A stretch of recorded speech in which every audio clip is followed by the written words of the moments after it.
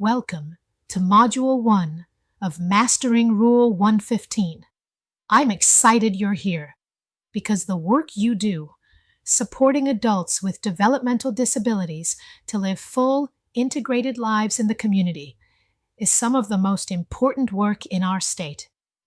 This course is built specifically to help you master Rule 115, succeed on your BALC licensure survey, and translate the regulation into real daily practice in your CILA homes. Let's begin with the foundation. Rule 115 is found in Title 59 of the Illinois Administrative Code, Chapter 1, Part 115. It is the rule that the Illinois Department of Human Services, DHS, uses to license and regulate community integrated living arrangement agencies. The legal authority for Rule 115 comes from the Community Integrated Living Arrangements Licensure and Certification Act, codified at 210 ILCS 135. So when surveyors arrive, they are not enforcing opinions or preferences. They are enforcing state law operationalized through this administrative rule. Section 115.100, the Purpose section, sets the tone for everything that follows.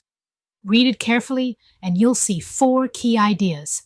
First, Rule 115 provides uniform direction for the licensure and operation of CILA agencies that serve individuals with developmental disabilities.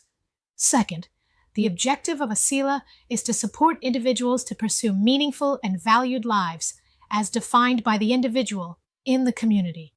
Third, agencies must operate pursuant to department licensure. And fourth, and this one is critical, agencies must comply with applicable federal and state regulations and laws. That last point is where the federal HCBS settings rule enters the picture.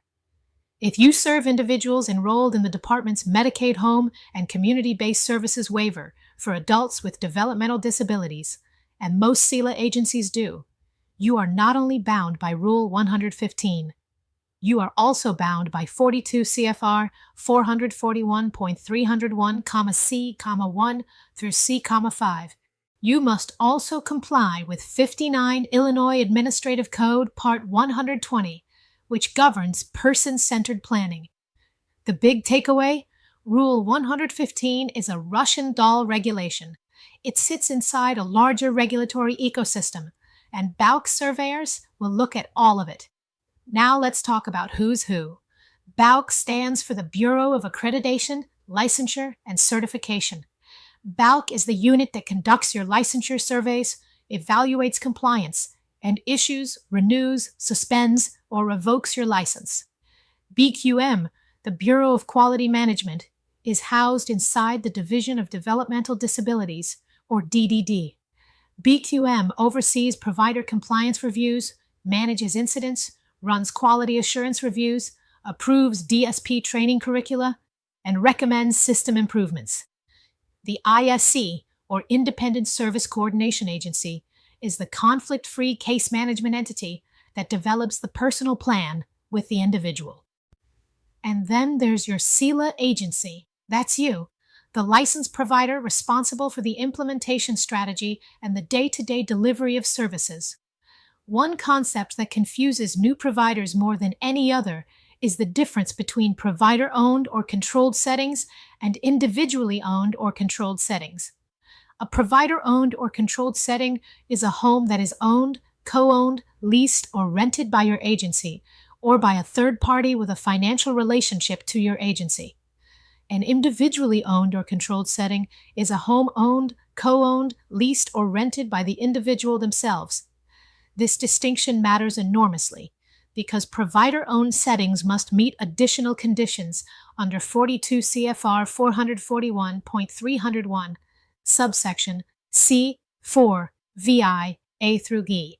Things like lockable bedroom doors, choice of roommates, freedom to decorate, access to food at any time, and visitors of the individual's choosing at any time. Another foundational concept is the difference between continuous supervision or support and intermittent supervision or support. Continuous means staff are physically present on site all hours individuals are present, unless otherwise specified in the personal plan. Intermittent means supervision is provided less than 24 hours a day, often through 24-hour on-call availability, natural supports, or remote supports. Knowing which model applies to which individual is essential for staffing, billing, and survey readiness. I want to leave you with the philosophy that drives Rule 115, because if you internalize this, the rule starts to make intuitive sense. The philosophy is this: people with developmental disabilities have the right to live in the community on the same terms as everyone else. They have the right to control their schedule, their resources, their relationships, and their living arrangement. The CILA exists to support that life, not to manage it, not to confine it, and definitely not to isolate it. Every section of Rule 115 we explore over the next 8 modules is, at its core, an operationalization of that philosophy. In Module 2, we'll build your vocabulary by walking through the critical definitions in Section 115.120, because BALC surveyors will quote these definitions back to you, and you need to know them cold.